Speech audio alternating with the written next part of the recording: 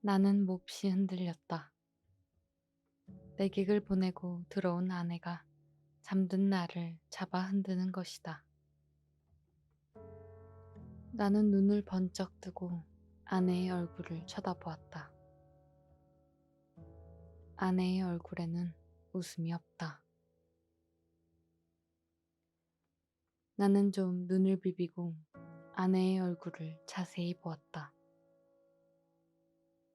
노기가 눈초리에 떠서 얇은 입술이 바르르 떨린다. 좀처럼 이 노기가 풀리기는 어려울 것 같았다. 나는 그대로 눈을 감아버렸다. 벼락이 내리기를 기다린 것이다. 그러나 쌔근 하는 숨소리가 나면서 부스스 아내의 치맛자락 소리가 나고 장지가 여닫히며 아내는 아내 방으로 돌아갔다.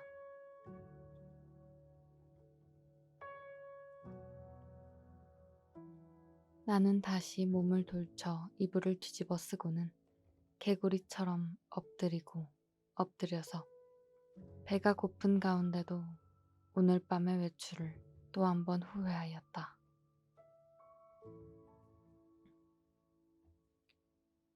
나는 이불 속에서 아내에게 사죄하였다.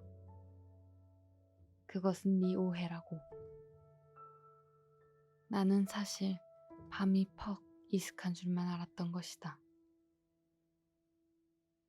그것이 네 말 맞다나 자정전인지는 정말이지 꿈에도 몰랐다. 나는 너무 피곤하였다. 오래간만에 나는 너무 많이 걸은 것이 잘못이다. 내 잘못이라면 잘못은 그것밖에 없다. 외출은 왜 하였더냐고? 나는 그 머리맡에 저절로 모인 5원 돈을 아무에게라도 좋으니 주어보고 싶었던 것이다. 그뿐이다. 그러나 그것도 내 잘못이라면 나는 그렇게 알겠다. 나는 후회하고 있지 않나. 내가 그 5원 돈을 써버릴 수가 있었던들 나는 자정 안에 집에 돌아올 수 없었을 것이다. 그러나 거리는 너무 복잡하였고 사람은 너무도 들끓었다. 나는 어느 사람을 붙들고 그 5원 돈을 내어주어야 할지 갈피를 잡을 수가 없었다.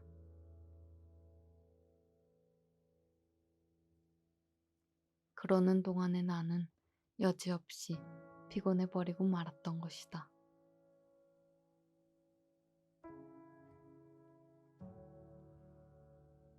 나는 무엇보다도 좀 쉬고 싶었다. 눕고 싶었다. 그래서 나는 하는 수 없이 집으로 돌아온 것이다. 내 짐작 같아서는 밤이 어지간히 늦은 줄만 알았는데 그것이 불행히도 자정 전이었다는 것은 참 안 된 일이다. 미안한 일이다. 나는 얼마든지 사죄하여도 좋다. 그러나 종시 아내의 오해를 풀지 못하였다 하면 내가 이렇게까지 사죄하는 보람은 그럼 어디 있나? 한심하였다.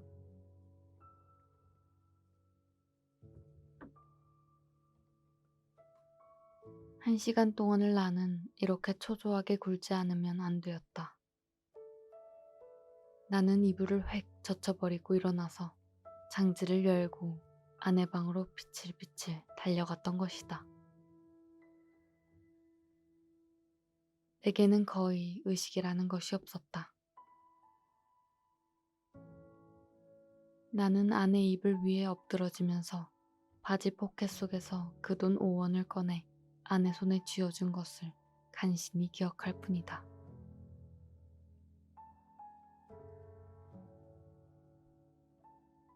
이튿날 잠이 깨었을 때 나는 내 아내 방, 아내 이불 속에 있었다.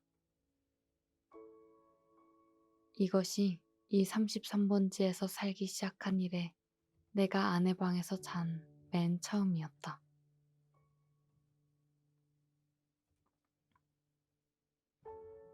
해가 들창에 훨씬 높았는데 아내는 이미 외출하고 벌써 내 곁에 있지는 않다. 아니, 아내는 어쩌녁 내가 의식을 잃은 동안에 외출한 것인지도 모른다. 그러나 나는 그런 것을 조사하고 싶지 않았다. 다만 전신이 찌뿌드드한 것이 손가락 하나 꼼짝할 힘조차 없었다. 책보보다 좀 작은 면적의 볕이 눈이 부시다. 그 속에서 수없는 먼지가 흡사 미생물처럼 난무한다. 코가 콱 막히는 것 같다. 나는 다시 눈을 감고 이불을 푹 뒤집어 쓰고 낮잠을 자기에 착수하였다. 그러나 코를 스치는 아내의 채취는 꽤 도발적이었다. 나는 몸을 여러 번 비비꼬면서 아내의 화장대에 늘어선 고 가지각색 화장품병들의 마개를 뽑았을 때 풍기는 냄새를 더듬느라고 좀처럼 잠은 들지 않는 것을 나는 어찌 않을 수도 없었다.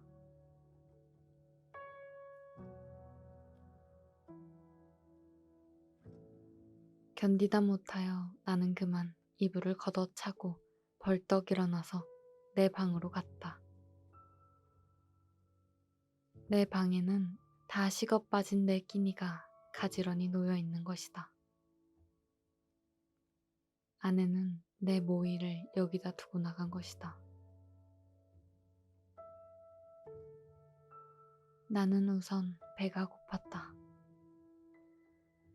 한 숟갈을 입에 떠넣었을 때 그 촉감은 참 너무도 냉회와 같이 서늘하였다.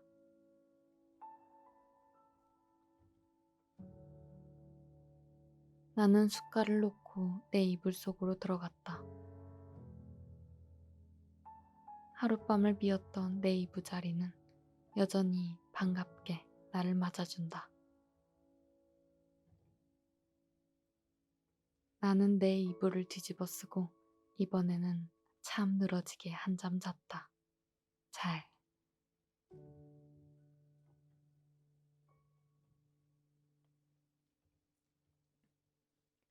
내가 잠을 깬 것은 전등이 켜진 뒤다. 그러나 아내는 아직도 돌아오지 않았나 보다. 아니, 돌아왔다 또 나갔는지 알 수 없다.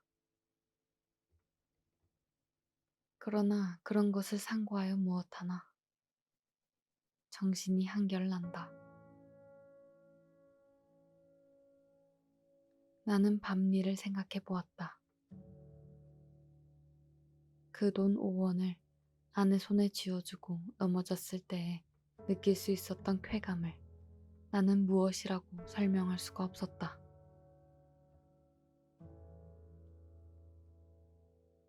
그러나 내객들이 내 아내에게 돈 놓고 가는 심리며 내 아내가 내게 돈 놓고 가는 심리의 비밀을 나는 알아낸 것 같아서 여간 즐거운 것이 아니다. 나는 속으로 빙그레 웃어보았다.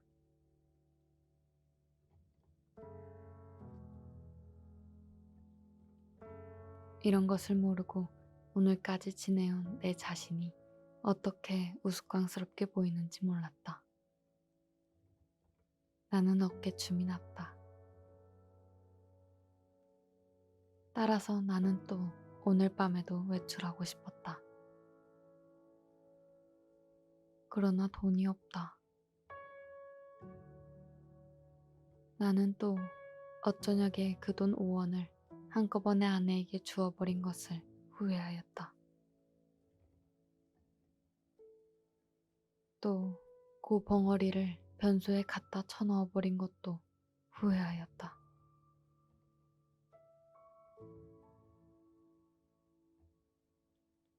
나는 실없이 실망하면서 습관처럼 그 돈 5원이 들어있던 내 바지 포켓에 손을 넣어 한번 휘둘러 보았다. 뜻밖에도 내 손에 쥐어지는 것이 있었다. 2원밖에 없다. 그러나 많아야 맛은 아니다. 얼마가 아니고 있으면 된다. 나는 그만한 것이 여간 고마운 것이 아니었다. 나는 기운을 얻었다. 나는 그 단벌 다 떨어진 코르덴 양복을 걸치고 배고픈 것도 주제 사나운 것도 다 잊어버리고 활갯짓을 하면서 또 거리로 나섰다. 나서면서 나는 제발 시간이 화살단 듯해서 자정이 어서 획 지나버렸으면 하고 조바심을 태웠다.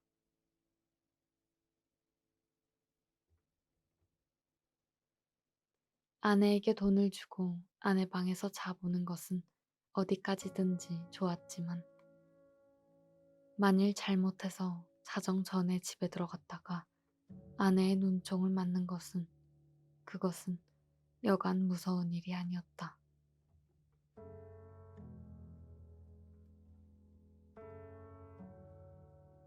나는 저물도록 길가 시계를 들여다보고 하면서 또 지양 없이 거리를 방황하였다.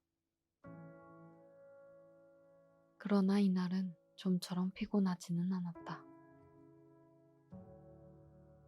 다만 시간이 좀 너무 더디게 가는 것만 같아서 안타까웠다.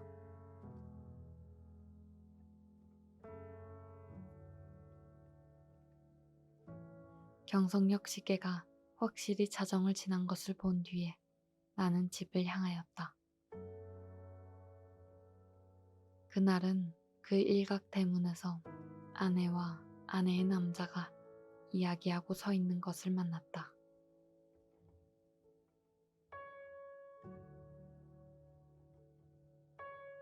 나는 모른 채 하고 두 사람 곁을 지나서 내 방으로 들어갔다. 뒤이어 아내도 들어왔다. 와서는 이 밤중에 평생 안 하던 쓰레기를 하는 것이었다. 조금 있다가 아내가 눕는 기척을 엿보자마자 나는 또 장지를 열고 아내 방으로 가서 그 돈 2원을 아내 손에 덥석 쥐어주고 그리고 하여간 그 2원을 오늘 밤에도 쓰지 않고 도로 가져온 것이 참 이상하다는 듯이 아내는 내 얼굴을 몇 번이고 엿보고 아내는 드디어 아무 말도 없이 나를 자기 방에 재워주었다.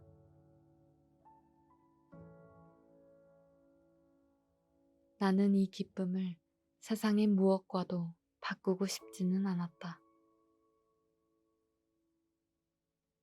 나는 편히 잘 잤다.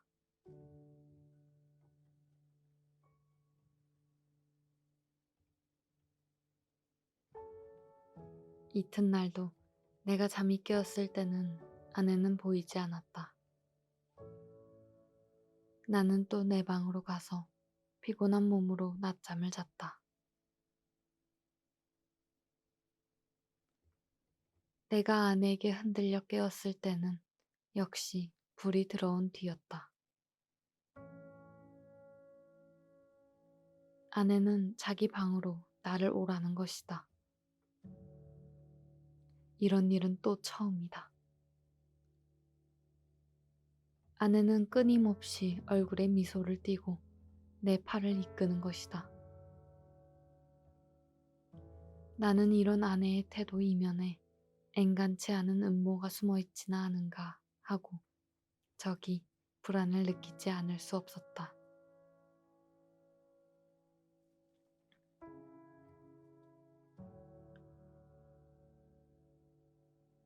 나는 아내의 하자는 대로 아내의 방으로 끌려갔다. 아내 방에는 저녁 밥상이 조촐하게 차려져 있는 것이다. 생각하여 보면 나는 이틀을 굶었다. 나는 지금 배고픈 것까지도 긴가민가 잊어버리고 얼음얼음 하던 차다.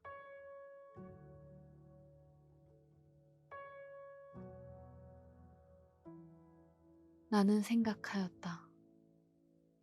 이 최후의 만찬을 먹고 나자마자 벼락이 내려도 나는 차라리 후회하지 않을 것을.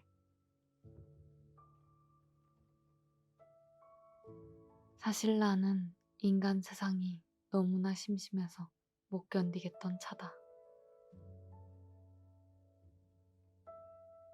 모든 것이 성가시고 귀찮았으나 그러나 불의의 재난이라는 것은 즐겁다. 나는 마음을 턱 놓고 조용히 아내와 마주 이 해괴한 저녁밥을 먹었다.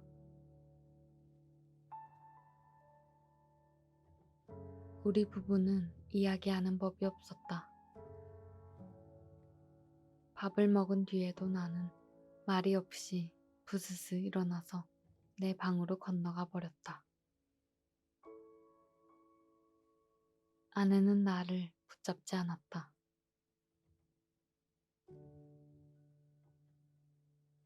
나는 벽에 기대어 앉아서 담배를 한 대 피워 물고 그리고 벼락이 떨어질 테거든 어서 떨어져라 하고 기다렸다.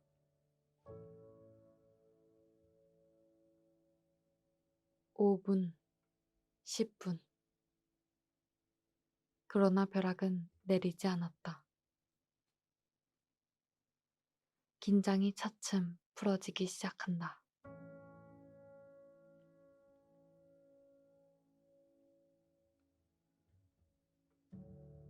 나는 어느덧 오늘 밤에도 외출할 것을 생각하고 있었다. 돈이 있었으면 하고 생각하고 있었다. 그러나 돈은 확실히 없다. 오늘은 외출하여도 나중에 올 무슨 기쁨이 있나. 내 앞이 그저 아뜩하였다. 나는 화가 나서 이불을 뒤집어 쓰고 이리 뒹굴 저리 뒹굴 굴렀다. 금시 먹은 밥이 목으로 자꾸 치밀어 올라온다. 메스꺼웠다.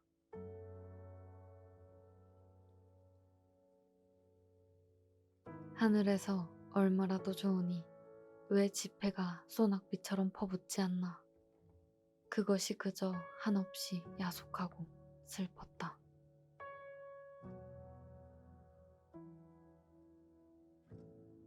나는 이렇게밖에 돈을 구하는 아무런 방법도 알지는 못했다. 나는 이불 속에서 좀 울었나 보다. 왜 없느냐면서. 그랬더니 아내가 또 내 방해를 왔다.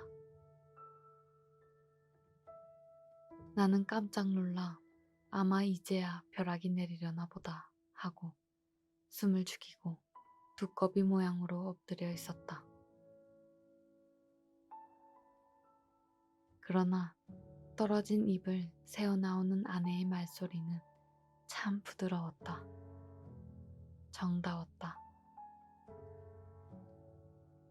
아내는 내가 왜 우는지를 안다는 것이다. 돈이 없어서 그러는 게 아니란다. 나는 실없이 깜짝 놀랐다. 어떻게 사람의 속을 환하게 들여다보는고 해서 나는 한편으로 슬그머니 겁도 안 나는 것은 아니었으나 저렇게 말하는 것을 보면 아마 내게 돈을 줄 생각이 있나 보다. 만일 그렇다면 오죽이나 좋은 일일까.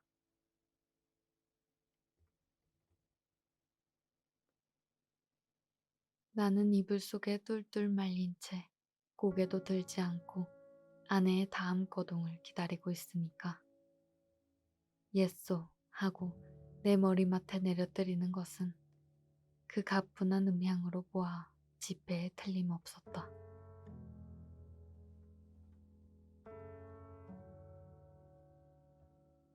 그리고 내 귀에다 대고 오늘일랑 어제보다도 늦게 돌아와도 좋다고 속삭이는 것이다.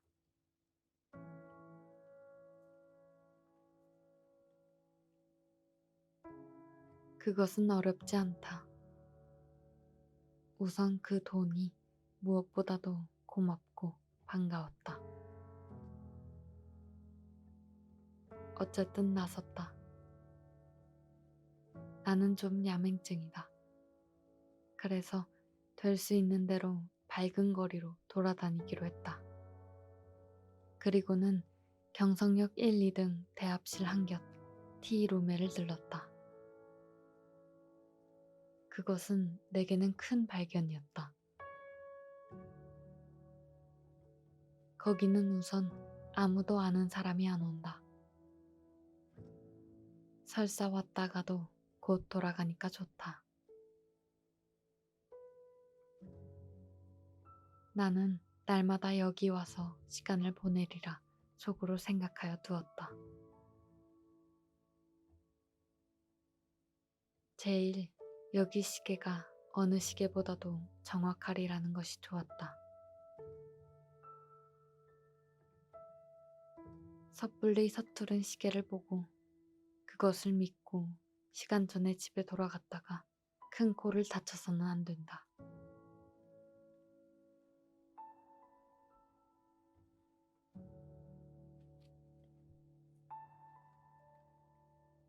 나는 한 복스에 아무것도 없는 것과 마주 앉아서 잘 끓은 커피를 마셨다. 총총한 가운데 여객들은 그래도 한 잔 커피가 즐거운가 보다.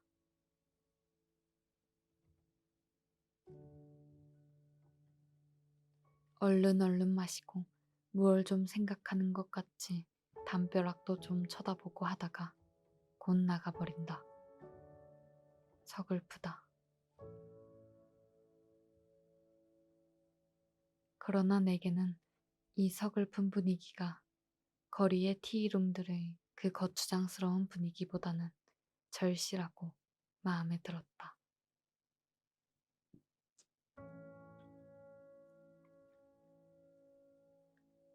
이따금 들리는 날카로운 혹은 우렁찬 기적 소리가 모차르트보다도 더 가깝다.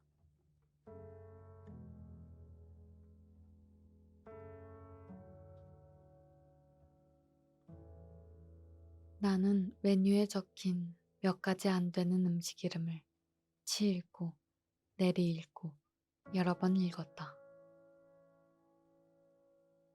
그것들은 아물아물 하는 것이 어딘가 내 어렸을 때 동무들 이름과 비슷한 데가 있었다.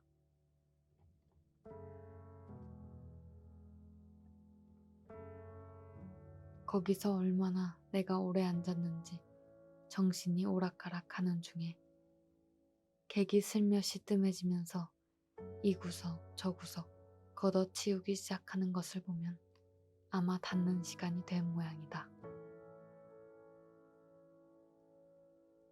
11시가 좀 지났구나. 여기도 결코 내 안주의 곳은 아니구나. 어디 가서 자정을 넘길까? 두루 걱정을 하면서 나는 밖으로 나섰다. 비가 온다. 빛발이 제법 굵은 것이 우비도 우산도 없는 나를 고생을 시킬 작정이다. 그렇다고 이런 괴이한 풍모를 차리고 이 홀에서 어물어물 하는 수도 없고 에이 비를 맞으면 맞았지 하고 그냥 나서버렸다.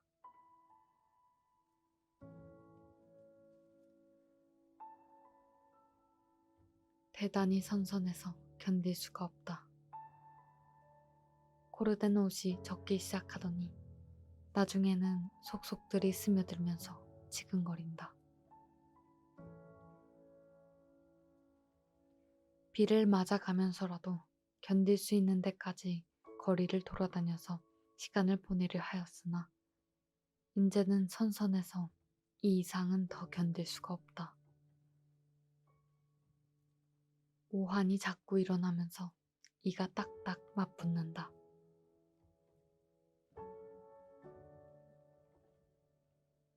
나는 걸음을 늦추면서 생각하였다.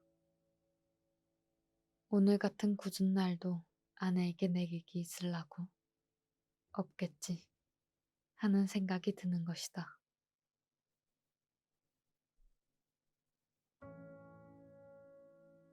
집으로 가야겠다.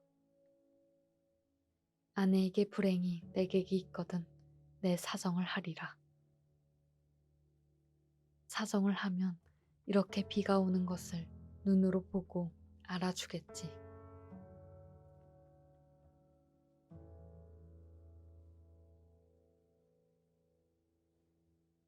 불이 나게 와보니까 그러나 아내에게는 내객이 있었다. 나는 너무 춥고 척척해서 얼떨결에 노크하는 것을 잊었다.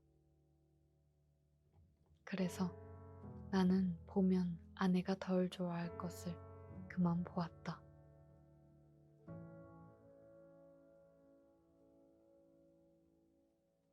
나는 간발자국 같은 발자국을 내면서 덤벙덤벙 아내 방을 디디고 내 방으로 가서 쭉 빠진 옷을 활발 벗어버리고 이불을 뒤썼다. 덜덜덜덜 떨린다. 오한이 점점 더 심해 들어온다. 여전히 땅이 꺼져 들어가는 것만 같았다. 나는 그만 의식을 잃어버리고 말았다.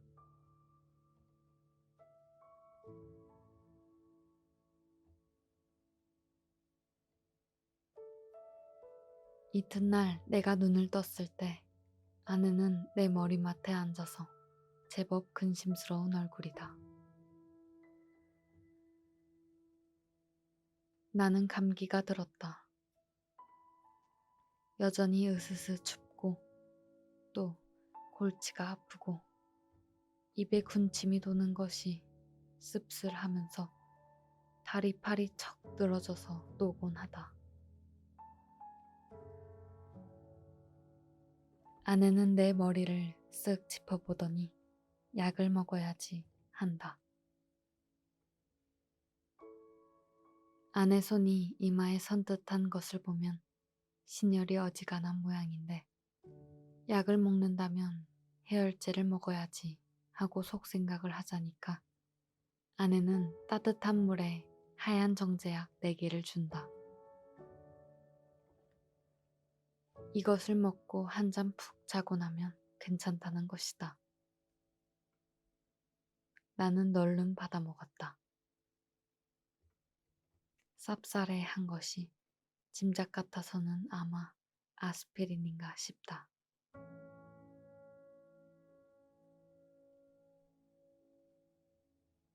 나는 다시 이불을 쓰고 단번에 그냥 죽은 것처럼 잠이 들어 버렸다.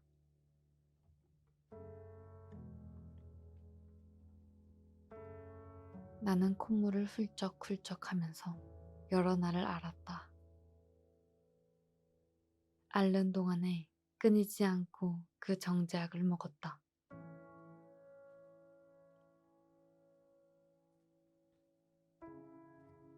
그러는 동안에 감기도 나았다. 그러나 입맛은 여전히 소태처럼 썼다.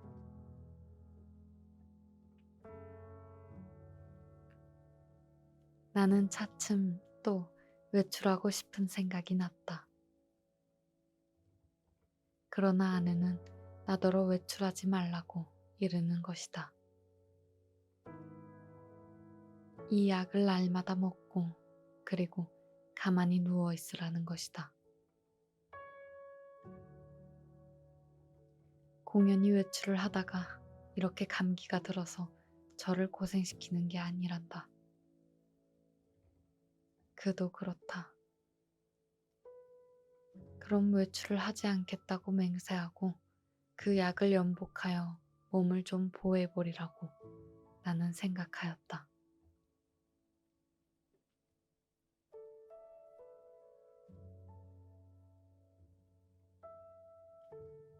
나는 날마다 이불을 뒤집어 쓰고 밤이나 낮이나 잤다.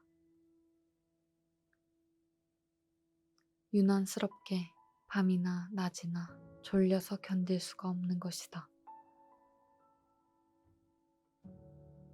나는 이렇게 잠이 자꾸만 오는 것은 내가 몸이 훨씬 튼튼해진 증거라고 굳게 믿었다.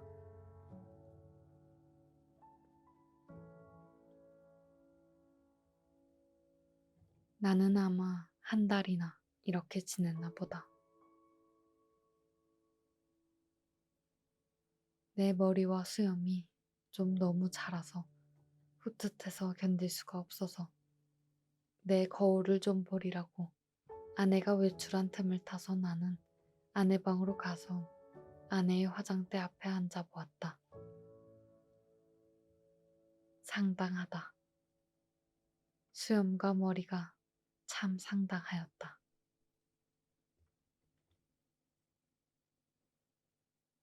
오늘은 이발을 좀 하리라고 생각하고 겸사겸사 고 화장품 병들 마개를 뽑고 이것저것 맡아보았다. 한동안 잊어버렸던 향기 가운데서는 몸이 베베 꼬일 것 같은 채취가 전해 나왔다. 나는 아내의 이름을 속으로만 한번 불러보았다. 연심이 하고 오래간만에 돋보기 장난도 하였다. 거울 장난도 하였다. 창에 든 볕이 여간 따뜻한 것이 아니었다. 생각하면 5월이 아니냐.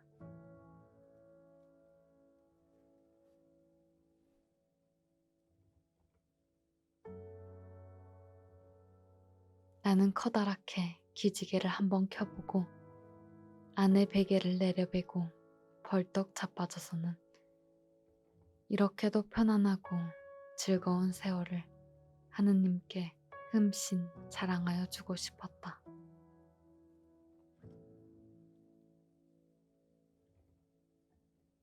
나는 참 세상의 아무 것과도 교섭을 가지지 않는다.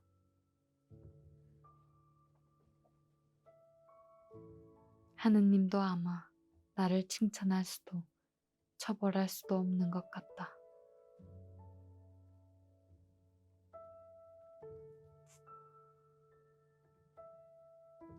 그러나 다음 순간 실로 세상에도 이상스러운 것이 눈에 띄었다.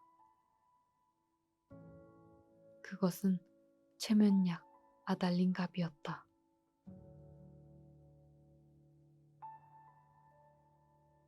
나는 그것을 아내의 화장대 밑에서 발견하고 그것이 흡사 아스피린처럼 생겼다고 느꼈다. 나는 그것을 열어보았다. 꼭 4개가 비었다.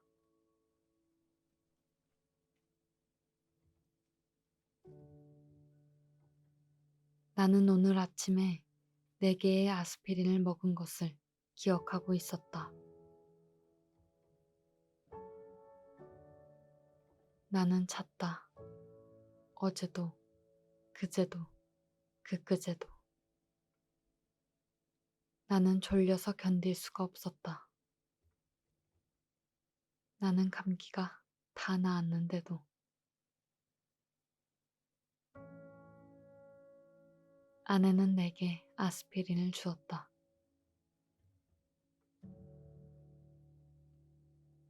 내가 잠이 든 동안에 이웃에 불이 난 일이 있다. 그때에도 나는 자느라고 몰랐다. 이렇게 나는 찼다. 나는 아스피린으로 알고 그럼 한 달 동안을 두고 아달린을 먹어온 것이다. 이것은 좀 너무 심하다. 벼랑간 납득하더니 하마터면 나는 까무러칠 뻔하였다. 나는 그 아달린을 주머니에 넣고 집을 나섰다. 그리고 산을 찾아 올라갔다.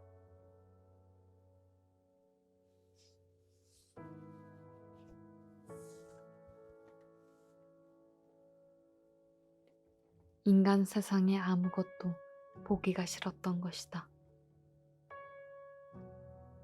걸으면서 나는 아무쪼록 아내에 관계되는 일은 일체 생각하지 않도록 노력하였다.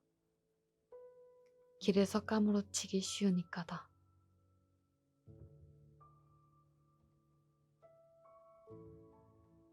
나는 어디라도 양지가 바른 자리를 하나 골라 자리를 잡아가지고 서서히 아내에 관하여서 연구할 작정이었다.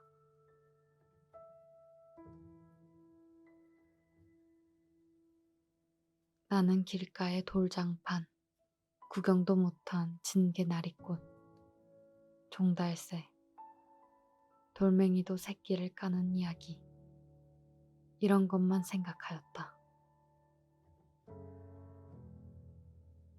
다행히 길가에서 나는 졸도하지 않았다.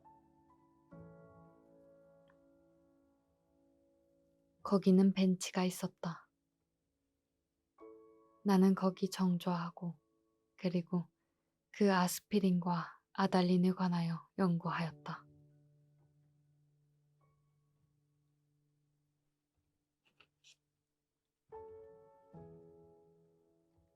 그러나 머리가 도무지 혼란하여 생각이 체계를 이루지 않는다.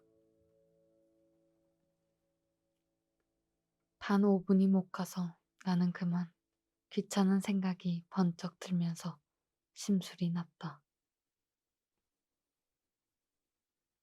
나는 주머니에서 가지고 온 아달린을 꺼내 남은 6개를 한꺼번에 질겅질겅 씹어 먹어버렸다.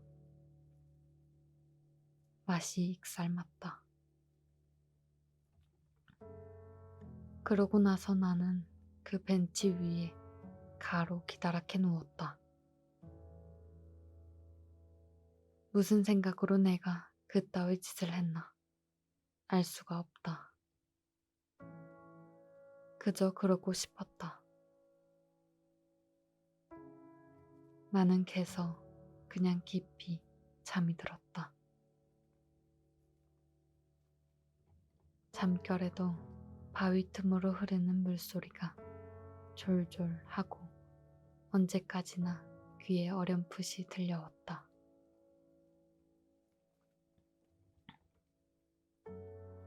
내가 잠을 깨었을 때는 날이 환히 밝은 뒤다.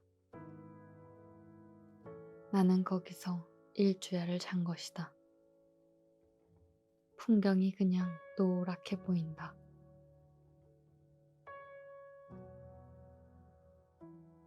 그 속에서도 나는 번개처럼 아스피린과 아달린이 생각났다. 아스피린, 아달린, 아스피린, 아달린, 아스피린, 아달린, 막스, 말사스, 마도로스, 아스피린, 아달린. 아내는 한 달 동안 아달린을 아스피린이라고 속이고 내게 먹였다.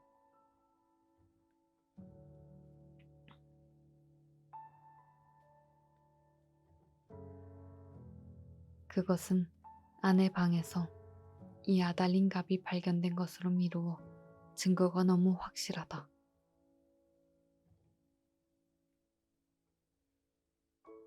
무슨 목적으로 아내는 나를 밤이나 낮이나 재웠어야 됐나.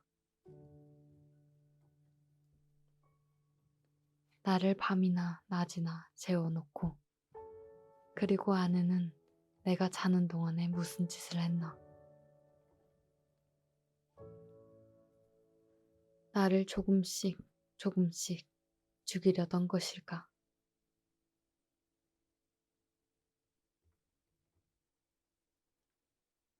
그러나 또 생각하여 보면 내가 한 달을 두고 먹어온 것이 아스피린이었는지도 모른다. 아내는 무슨 근심되는 일이 있어서 밤이면 잠이 잘 오지 않아서 정작 아내가 아달린을 사용한 것이나 아닌지. 그렇다면 나는 참 미안하다.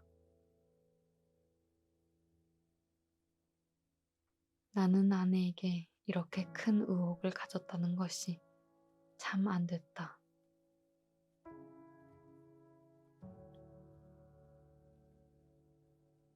나는 그래서 불이 나게 거기서 내려왔다. 아랫도리가 회회 내어져이면서 어찔어찔한 것을 나는 겨우 집을 향하여 걸었다. 8시 가까이였다.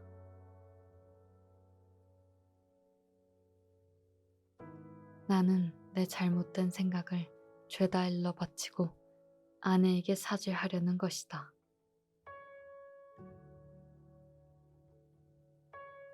나는 너무 급해서 그만 또 말을 잊어버렸다. 그랬더니 이건 참 큰일 났다.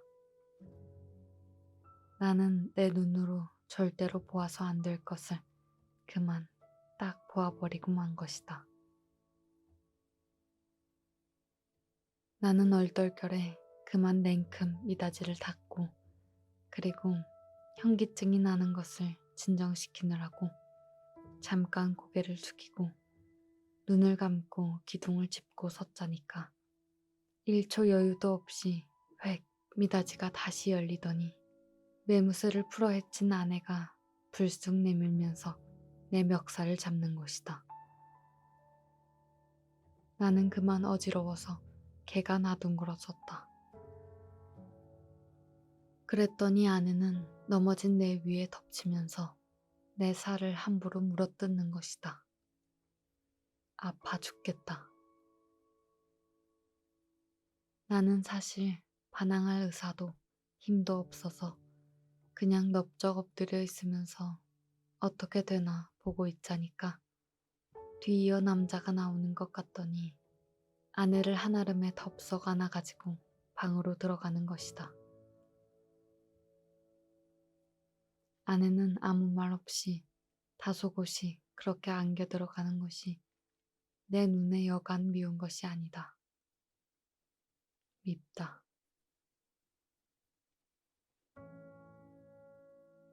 아내는 너 밤새워 가면서 도둑질 하러 다니느냐, 계집질 하러 다니느냐고 바라기다.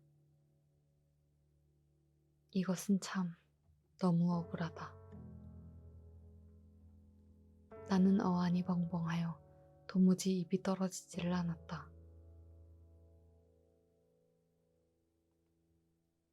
너는 그야말로 나를 살해하려던 것이 아니냐고 소리를 한번 꽥 질러보고도 싶었으나 그런 긴가민가한 소리를 섣불리 입 밖에 내었다가는 무슨 화를 볼는지 알 수 없다. 차라리 억울하지만 잠자코 있는 것이 우선 상책인 듯 싶이 생각이 들길래 나는 이것은 또 무슨 생각으로 그랬는지 모르지만 툭툭 털고 일어나서 내 바지 포켓 속에 남은 돈 몇 원, 몇십 전을 가만히 꺼내서는 몰래 미닫이를 열고 살며시 문지방 밑에다 놓고 나서는 나는 그냥 줄다른 박질을 쳐서 나와버렸다.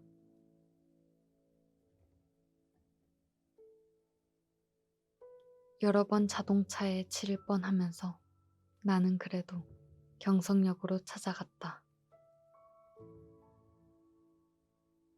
빈자리와 마주 앉아서 이 쓰디쓴 입맛을 거두기 위하여 무엇으로나 입가심을 하고 싶었다.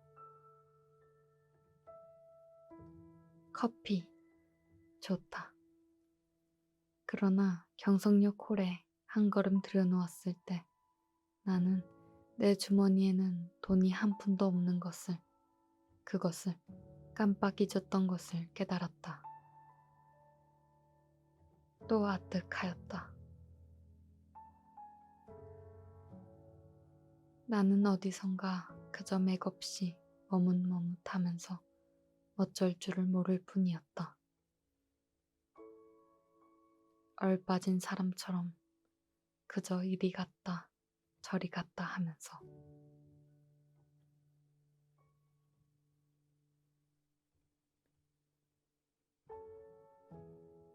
나는 어디로 들이다 쏟아냈는지 하나도 모른다. 다만 몇 시간 후에 내가 미스코시 옥상에 있는 것을 깨달았을 때는 거의 대낮이었다. 나는 거기 아무데나 주저앉아서 내 자라온 26해를 회고하여 보았다. 몽롱한 기억 속에서는 이렇다는 아무 제목도 불거져 나오지 않았다.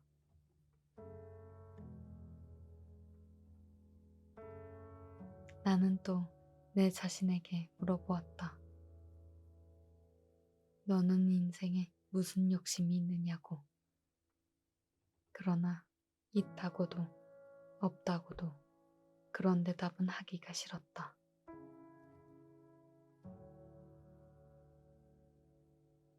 나는 거의 나 자신의 존재를 인식하기조차도 어려웠다.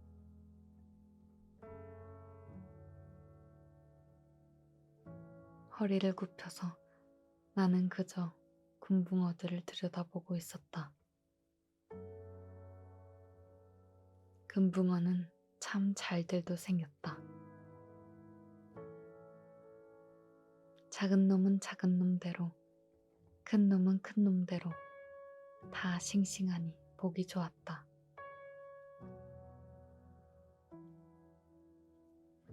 내려비치는 5월 햇살에 금붕어들은 그릇바탕에 그림자를 내려뜨렸다.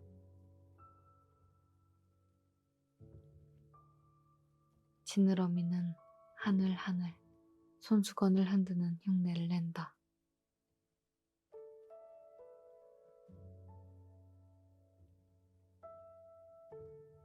나는 이 지느러미 수요를 헤어보기도 하면서 굽힌 허리를 좀처럼 펴지 않았다. 등이 따뜻하다.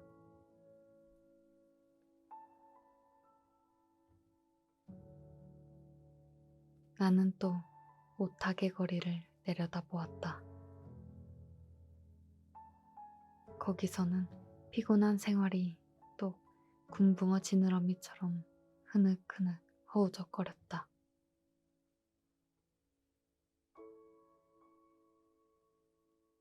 눈에 보이지 않는 끈적끈적한 줄에 엉켜서 헤어나지들을 못한다.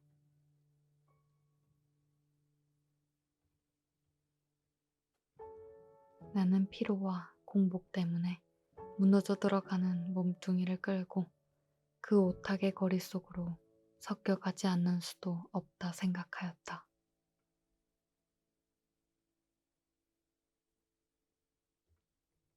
나서서 나는 또 문득 생각하여 보았다.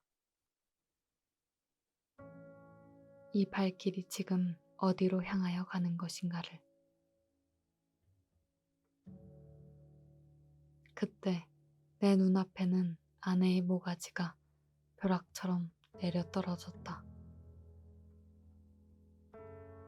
아스피린과 아달린.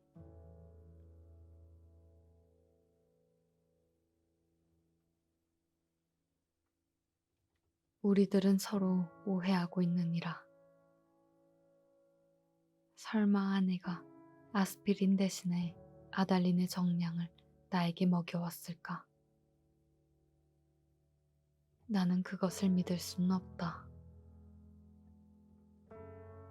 아내가 대체 그럴 까닭이 없을 것이니. 그러면 나는 날밤을 새면서 도둑질을, 계집질을 하였나? 정말이지 아니다.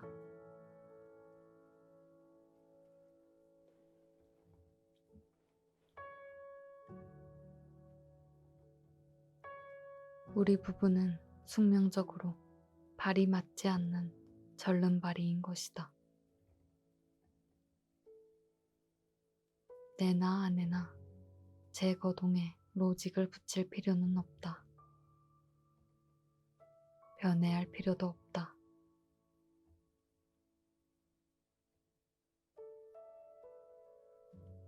사실은 사실대로, 오해는 오해대로 그저 끝없이 발을 절뚝거리면서 세상을 걸어가면 되는 것이다.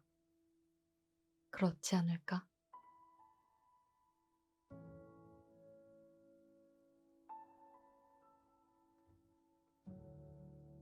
그러나 나는 이 발길이 아내에게로 돌아가야 옳은가? 이것만은 분간하기가 좀 어려웠다. 가야 하나? 그럼 어디로 가나? 이때 뚜 하고 정오 사이렌이 울었다. 사람들은 모두 내 활개를 펴고 닭처럼 푸드덕거리는 것 같고 온갖 유리와 강철과 대리석과 지폐와 잉크가 부글부글 끓고 수선을 떨고 하는 것 같은 찰나. 그야말로 현란을 극한 정오다.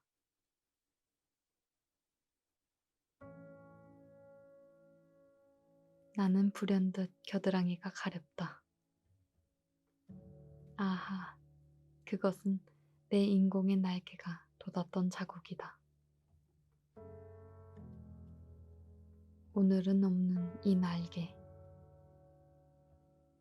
머릿속에서는 희망과 야심이 말소된 페이지가 딕셔너리 넘어가듯 번뜩였다.